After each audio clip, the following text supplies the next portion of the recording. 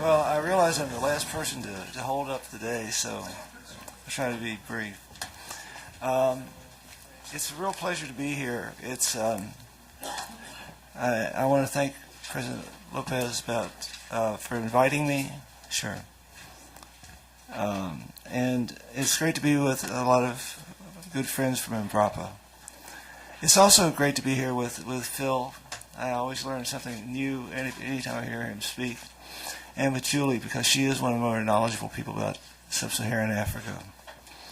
I think it's been great to actually have the opportunity to listen to Embrapa talk about the opportunities for tropical agriculture, because exactly what Phil was saying, the investments over the past decades are really paying off. It's wonderful to hear the opportunities for transferring technology into the future. I was asked to comment about innovation and sustainability and how we at the Bill and Melinda Gates Foundation approach that.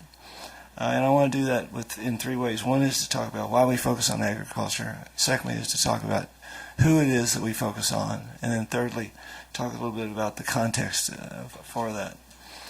I don't speak often much anymore for obvious reasons. I have a degenerative neurological and muscular disorder, and so it actually affects the way I speak. But so for that reason, I asked my colleague Brady Waukesha to join me in doing this presentation. But it was just such a great opportunity to come down and be with you all. I wanted to do that.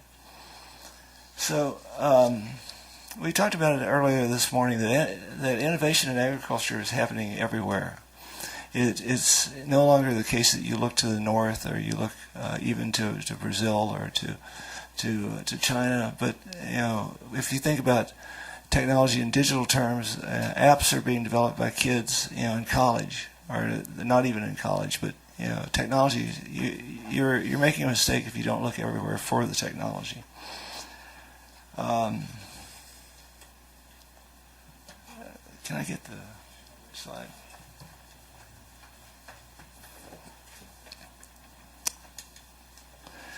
So, agriculture has become a really abstract concept.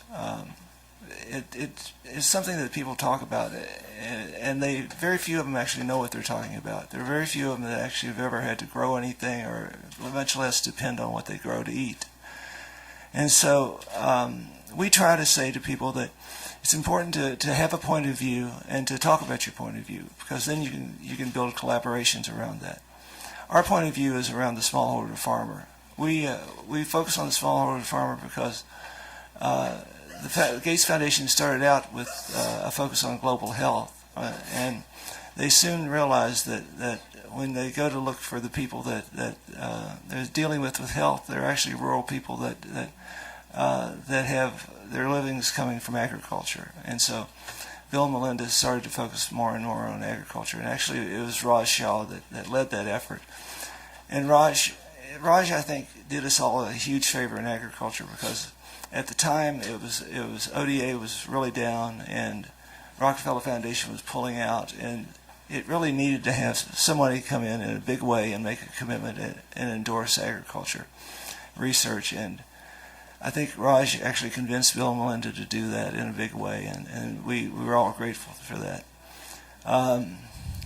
So when Raj was leaving to go to USAID, Bill asked me if I would come and help actually sort of refocus the strategy.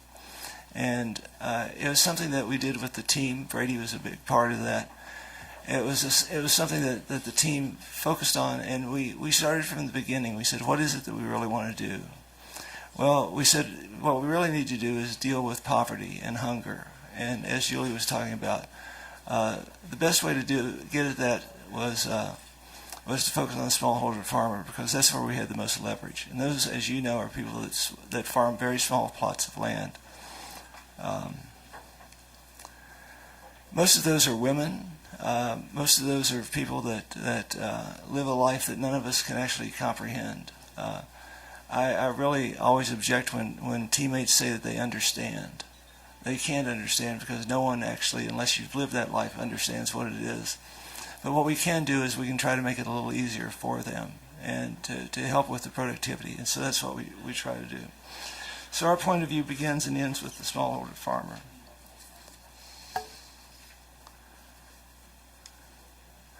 This is a slide that I used this morning that I just use very briefly.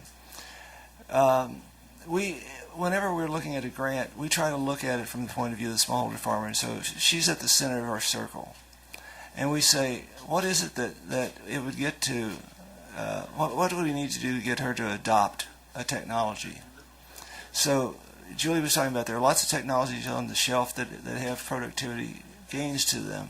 There are lots of things that we're working on. But what is it that really causes her to adopt something? And we think of those in terms of trust. What is it that she trusts? She's operating very much on the margin. She can't afford to be wrong. So we look at where is it that she is influenced in her work. And so it's obviously by her family, and that's an extended family. It's obviously in the village in which she lives. And probably about as far as she gets from that is we say the ecosystem, but that's really about where she walks to get water in the morning. And so she deals with the other women there as well. It's also that those are the places that the genotypes are adapted for her. But she doesn't really adopt much that she doesn't trust the people. Now she's influenced by the things that go on in the country, the things that go on the continent, and the things that go on at a global level.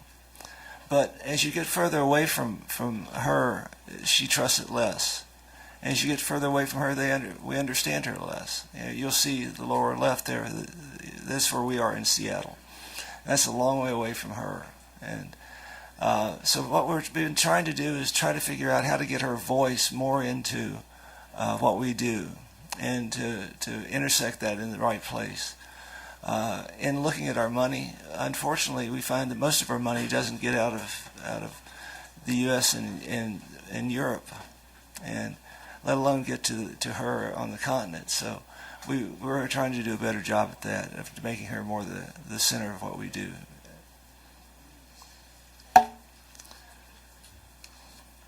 So I'm going to ask Brady to talk about this, but I just mentioned that this is a system slide that we work.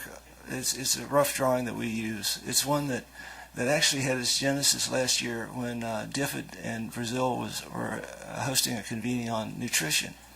And DFID came to us and said, what is the connection between agriculture and nutrition? Now, you might think that that's a really silly question, because there is an obvious connection. But when you actually realize that most of the nutrition in processed foods comes from petrochemicals that are manufactured, the vitamins that are additives, and they're just added to the corn and soybeans.